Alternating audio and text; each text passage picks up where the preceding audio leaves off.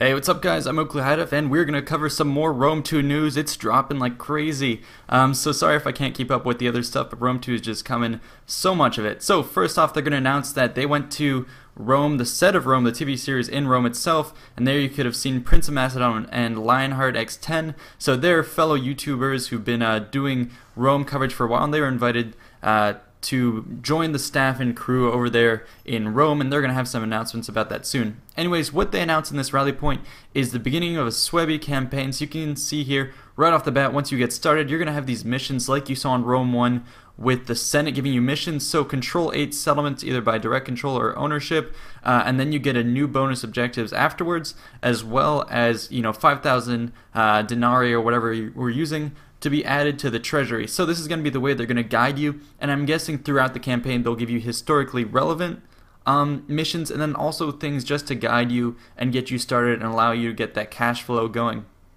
Anyways, you can see here they're taking a look at their 2 armies, some badass names to them, and then you can see the troops here. So you're given some basic troops, and I'll go ahead and I'll show you guys these in a little more detail. But anyways, you're given these 2 armies with the general. The general here is on foot. Anyways, the troops you can see are the Wodana's spears, club levies, spear levies, and then Germanic youths. The stats you can see here. So these are not going to be the most powerful units, although the spears on the very left are pretty strong. The rest are more your generic base units that you'll start off.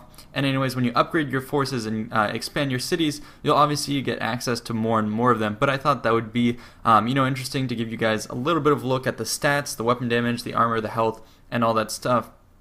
And yeah, so you can also see the fluttering of the flag here. They mentioned that that has a lot of depth to it. It'll interact with the pole it's standing on. So just those little details. And I wanted to pause right here. Look where the cursor is.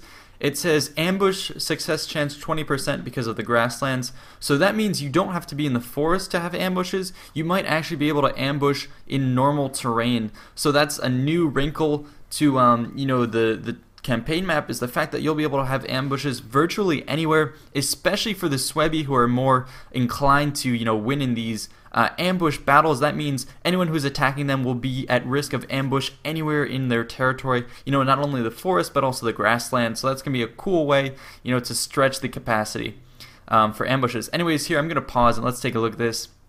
So when you click on the city, you can see that 5 on the left means how many building points you have, and the construction site here will expand your city. That takes 3.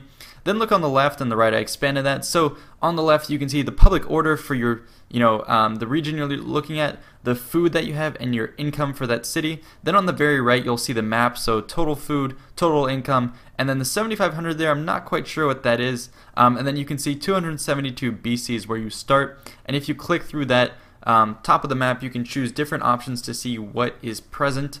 So right now he's in the administrative mode. Then you can do military forces and other stuff like that. Anyways, we're going to go ahead and take a look at what the lady is saying at the top left. She's saying unrest, if there's too much of it, there'll be rebellion. So of course you want to improve your population happiness. Anyways, what they're going to do is they're going to go ahead and construct this building here. When that happens, it takes up 3 of the construction points right there, and the city starts to develop. You can also see once that is developed, you open up more building spaces to obviously expand your city and add more to your city. If you look at the bottom, there's 2 cards right down there that are already present that you can then upgrade. So those will also take unit points, or building points, excuse me. Then what they also said is that when the city expands, it might go to the right, east, west, north, south, so it'll expand in different directions and really change and shape your terrain differently. Also, the roads will be dynamically spawned and just formed to the terrain and the changing population and the trade. So this campaign map is going to be really highly detailed, and I'm just so excited to see this game. I love what they're showing, the variety of it. These rally point episodes, this is just it's blown me away how dedicated CA has been to this. Anyway, the next thing they're going to do is they're going to scroll around the campaign map, and we're going to see the various cities. So here you can see Will talking about how the city itself would expand, in different directions, as I mentioned before. Anyways, we're going to go to different places, but first we're going to take a look at this spy, or the scout right here, excuse me. So he has a name, and he can be upgraded. So this is going to be one of the various unit types. Now, it was previously believed that there would be 3 unit types: the champion, the dignitary, and the spy. I still think that's true. I think the spy for the Suebi has probably been renamed as Scout, but for other factions, it might be more of a spy. So the spy traditionally, goes and investigates armies, cities, can open the gates and do stuff like that. Then your dignitary will probably be your diplomat, and then the champion will be something, a heroic warrior you can embed in your forces to help them improve their morale and give them better recruitment. Anyway, this is Alabu, this is Rujian, excuse me, that we're taking a look at here. And it's a coastal city. It looks pretty cool, so you're going to obviously want to capture that to get trade. It's a minor settlement. You can see as a minor settlement, it has no walls or borders around it. Now this one is going to be, we're going to go ahead and look at some of the other ones right here. So this is going to be actually very interesting when we look at this. So I'm going to pause it here. When he's got his cursor over there, you can see armies will suffer losses due to attrition in frozen regions. So that means that not only will forces approaching this area be subject to the potential for ambush, but also you can see you suffer attrition when you're in these areas. Now I'm not sure if that affects all troops or if the northern tribes and northern barbarians would be more resilient to them. That's something interesting because each turn will be a year, you won't see winter years, and so these areas will permanently, it seems at least, to be at the risk of attrition. So obviously we would think that the natives would be more resilient. But this just goes to show that any approach into this area will be very, very difficult for the Romans. So that's how I think CA is going to balance out. Romans who are traditionally very strong militarily had trouble conquering the northern regions of Germania, and this is because of the conditions and the potential for ambushes.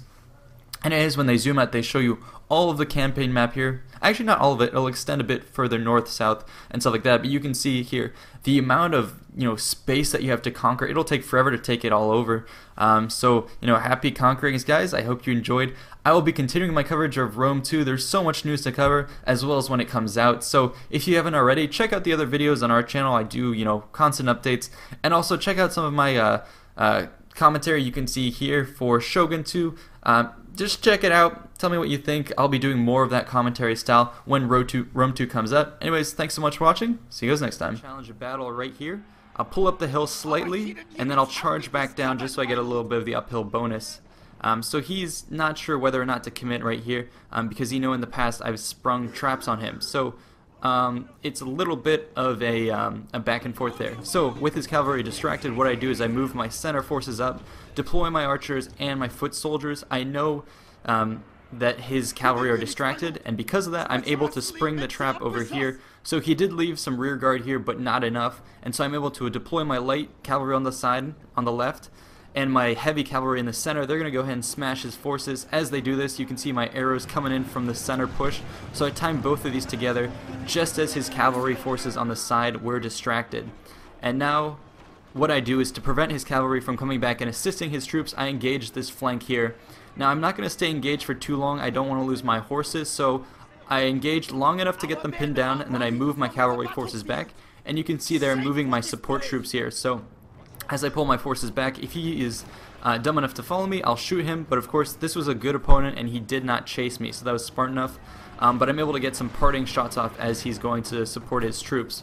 Now over here, his ninja units here that are still here are throwing their small bombs. These are wreaking havoc on my men. Plus what he's done is he's able to set up his forces on the hill. So what he's done is instead of sending in all his forces, he's setting up a perimeter, and he's basically shooting up everyone. So I deploy some more cavalry forces in here, knock out his ninjas because I know they're going to be troublesome, and then I pull out back to my side of the field because I know the more I commit troops, they're going to be in a death trap from his forces up on the hill and his returning cavalry. So I don't want to get bogged down here, and I'm going to start pulling out my forces slowly.